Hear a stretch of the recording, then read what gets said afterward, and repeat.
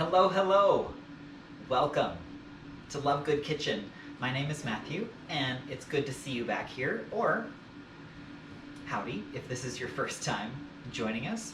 Today, we are going to be making a delicious recipe for banana bars. And this is actually not a recipe that has been in my family for years and years. It's somewhat newer, but it's definitely a favorite of my household. And I got it from my dear friend Kathy. I believe it's from her daughter, but it's really delicious, super easy to make. So I'm excited to share that with you today. If you enjoyed watching this video, give us a thumbs up, like it up there towards the top.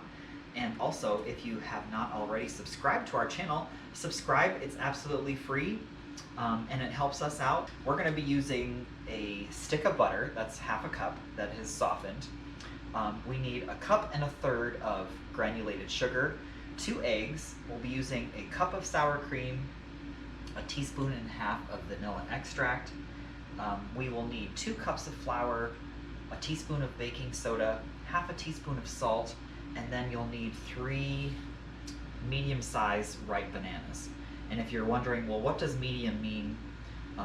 Well, I think it means that even if you are not somebody that eats bananas on a regular basis, when you look at a bunch of bananas at the store, sometimes you go, oh, those are kind of teeny, or whoa, those are huge.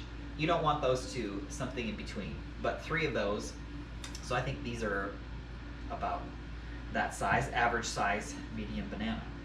So the first thing that we need to do is we need to cream our butter and our sugar. So, and of course, I'll put the recipe down below so that you have that. You don't have to worry about jotting it down as we're going along here. So I'll list it below. But in this bowl, we have 1 stick of softened butter, and we've got our 1 1/3 cups of sugar. I'm just going to put that in there. And then we're going to use our mixer today. You could do this with a hand mixer, or of course you could do it by hand. It's just going to take a little bit longer. But we're going to get that going. Cream together. Now my sour cream I have in my Pampered Chef Measure-All. It's so easy. You'll see in just a minute. All you do is pop the bottom out, and you don't have to worry about trying to scrape around in your measuring cup to get that sour cream out. It's good for recipes that involve peanut butter, if you're cooking with mayo or anything like that. So great. I have let the eggs come to room temperature before using them. Anytime you need to incorporate the egg into a batter or a dough, anything like that, it's going to be a little easier if you can let your eggs come to room temperature. They just combine a little bit better. Alright, that's looking pretty good. Give it another little twirl here.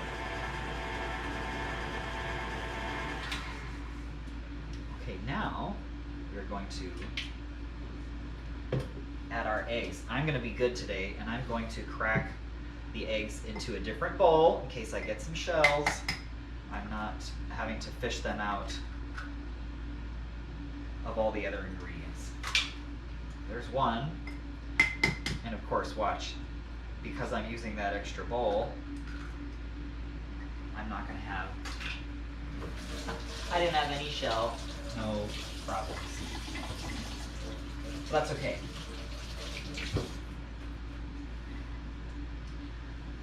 Alright, just cleaned up my hands there. Now we add in our eggs, just like that. We're going to add our sour cream. This is 1 cup. So with my Measure-All, and I do have a spoon just to get that bottom edge. I don't want to leave any of that. Goodness. There we go. No scraping or whatnot. Put that in there. Eggs, sour cream, and then of course we're going to add our vanilla. I think I mentioned this before, but most vanilla extract containers, the lid equals a teaspoon. So I'm going to put 1.5 lids of vanilla into our bowl. There's 1. That might be a little more than half a capful, but that's okay. It'll just be delicious. this going. Let that mix up for a sec. Now while that's happening, I'm going to mash up the bananas, and I just have a regular kitchen fork I'm going to use to smush it around.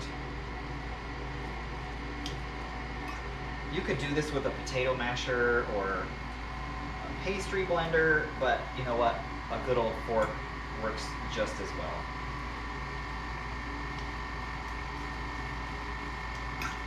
Nice and smushed. These banana bars are so good and really easy to do. And honestly, I can't really think of very many people in my life that are not fans of banana or a nice banana bar. It does have a cream cheese frosting that will go on top that I will show you a little later, because of course we have to frost them after they've cooled completely, but they're good enough that if you are not a frosting person or you didn't want that, you could just eat it plain and they're still moist and delicious. That looks good. And that looks all mixed up. I'm just looking over here at the recipe to make sure I'm not missing anything and telling you anything wrong.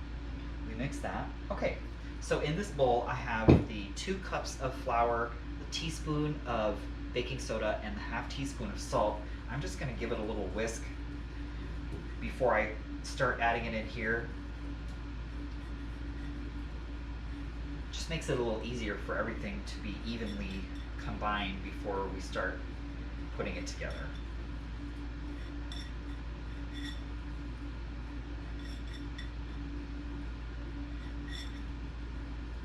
There.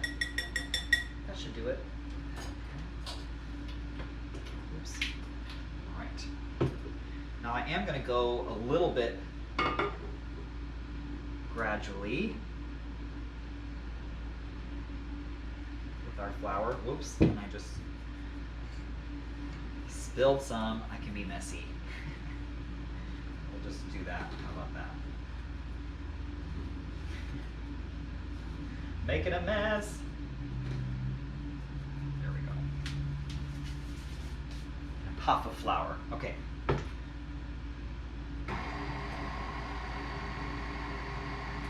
You don't want to mix it too much, of course, just like most doughs or batters or things. You just want to mix until you don't see streaks of flour or things aren't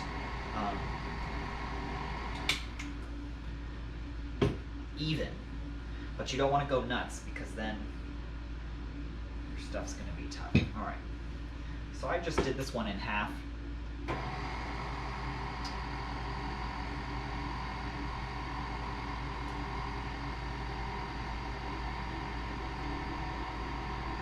About it. Next up, we're going to add our mashed bananas. That's 3 average size mashed up bananas. That looks good. So I'm just going to scrape that in here.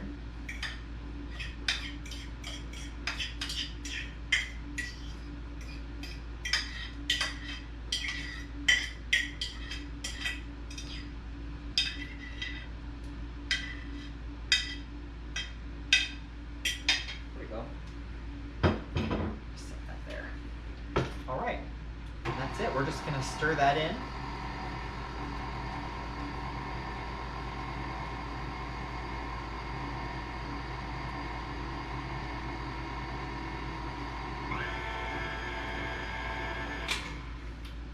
And that's it. Okay. And it's not a stiff batter. It won't be watery, but it will definitely be spreadable, and you'll see that in a second as we spread it in the pan. I just took the paddle off. I don't want to leave any of this delicious batter on the paddle, so we'll just scrape that off.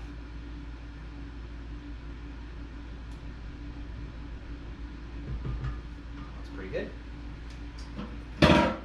Okay, now I'm going to be using this pan. It's a half sheet pan. If you have, sometimes it's called a jelly roll pan, but they do come in different sizes and stuff. This one is about 15 by 12. You want something approximately those dimensions. But I will say you could certainly use a 13 by 9 or a different shape pan. Just the smaller the pan, then the thicker the bar is going to be, and of course the longer the bake time is you'll need so that it bakes all the way through. So if you use a 13 by 9, you're probably going to have to bake it a little longer so you don't have soupy banana bars in the middle. But this size pan will yield about like a nice bar size, about an inch and a half or so thick. So I have greased this pan. I prefer to use shortening to grease my pans, but you could certainly use butter. I don't always recommend using the nonstick cooking spray because depending on your pan and depending on the recipe, it can leave kind of a gummy film that's hard to get off of your pan. So sometimes it works out great, and some things I know just not to use that. And I also have preheated my oven to 375. Hello, hello, we are back. The banana bars are out of the oven, and I actually took them out at about 16 minutes. That's how long they were in. So you'll just have to keep an eye on it. It depends on what size pan and what type of pan you're using, your oven, and lots of other factors. But you'll see that it's a nice golden brown color on top, and you probably can't tell on camera because we can't get close enough, but the edges, especially the corners, will just barely start to pull away from the sides of the pan, and that's how you really know that it's done. I also tested it with a toothpick in the center, and it came out clean, maybe with just a few crumbs, but no wet batter on there. So I knew it was time for these beautiful bars to come out. Now, this is the hard part.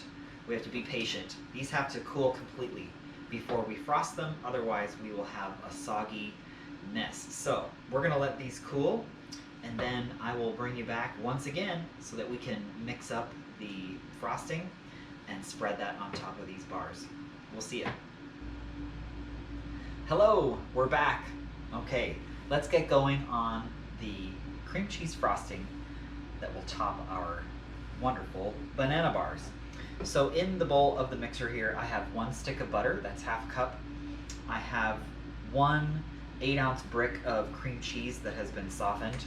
Comes in a little box like this. And we're going to get those combined. I also have a teaspoon and a half of vanilla extract in there.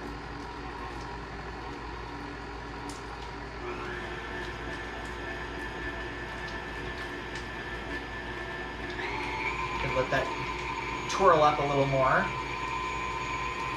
really get combined.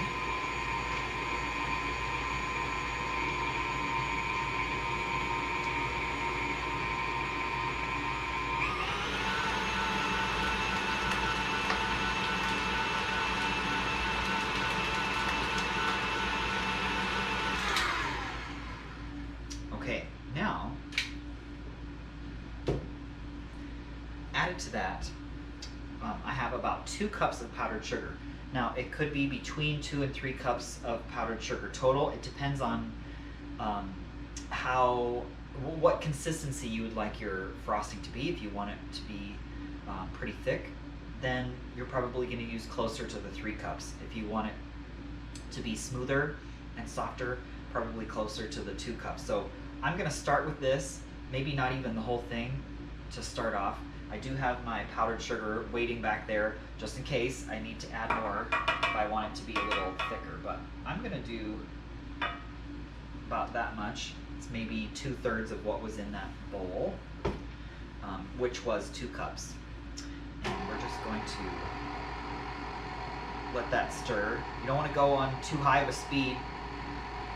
It'll pop up in a sugar cloud.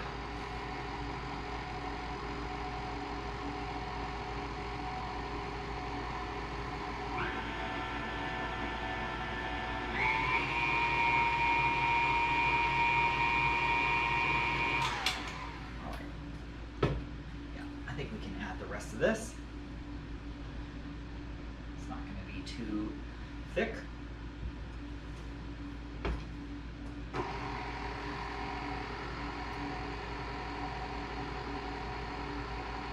Just letting it stir. It doesn't take too long.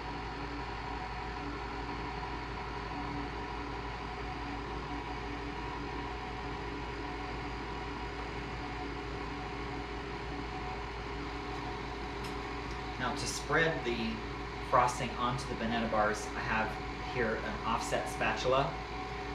I don't know the science to why these work so well for frosting things like this, but it really does. You, of course, could do it with just a knife or a spatula or something, but I don't know, these offset spatulas are just perfect for that sort of thing. All right, I'm just gonna make sure this is really combined. Now, frosting is something that you can't over mix, so don't worry about that.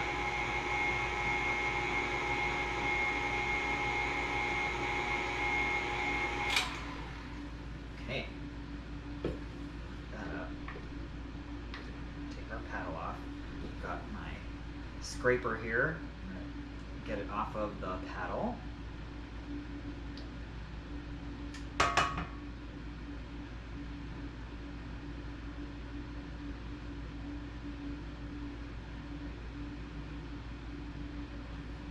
Maybe. I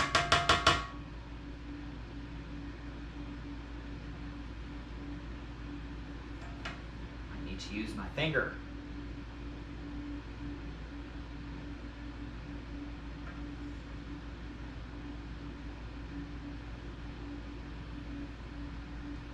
Okay, that should be about good.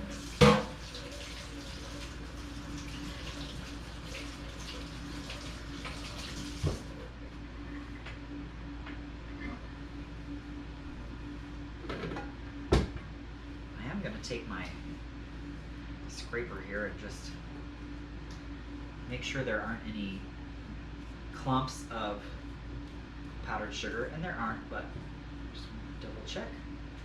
Looks good. Nice consistency. It's not too runny, but it's not real thick. So I'm just gonna do some globs here onto our banana bars.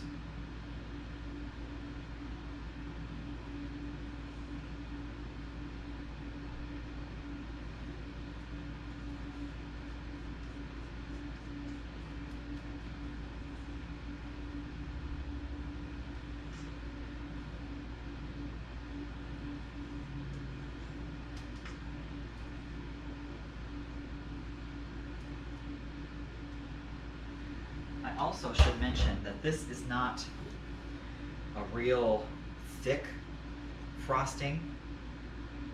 If you're somebody that enjoys the frosting more than the item itself underneath, then you could certainly double the recipe for the frosting. Why not? Okay, so I'm just taking my spatula here, just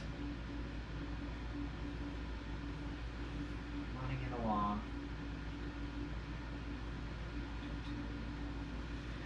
I will say the top of these beautiful bars is a little bit delicate, so you don't want to tear across this with your spatula, your knife, or what have you, because then that top layer is going to break apart and be not what you want.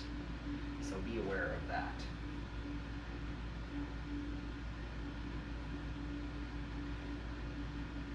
Be a little bit careful.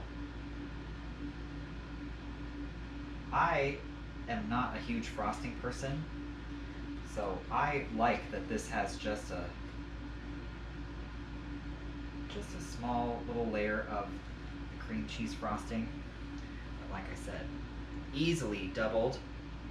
Just make twice the amount. You'll use about 4 cups of the powdered sugar and 2 bricks of cream cheese. This does make a lot. As you can see, this size pan will feed a crowd. So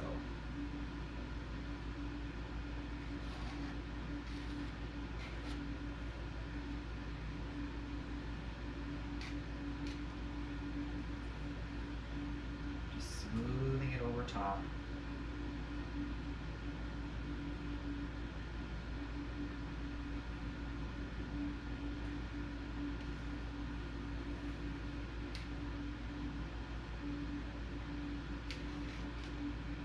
Don't want to miss any spots, right? Because you don't want to be the person that gets the piece that has a big bare spot.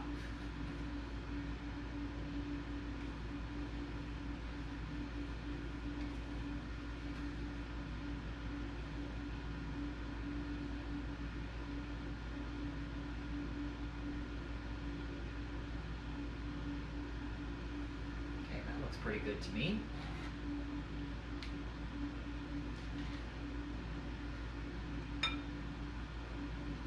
Excellent. So, there you have it, our fantastic banana bars with a little cream cheese frosting on top. So I hope you try it. They are delicious. I know you're gonna love it. Let me know in the comments if you do try it, and also what size pan or what type of pan you use, because I'd be interested in hearing as to whether you enjoy this as more of like a piece of cake or a bar like this. But let me know. If you like this video, give it a thumbs up. Subscribe if you haven't already. I hope you have a great day. Thanks so much for joining me in Love Good Kitchen. I'll see you again next time. Bye.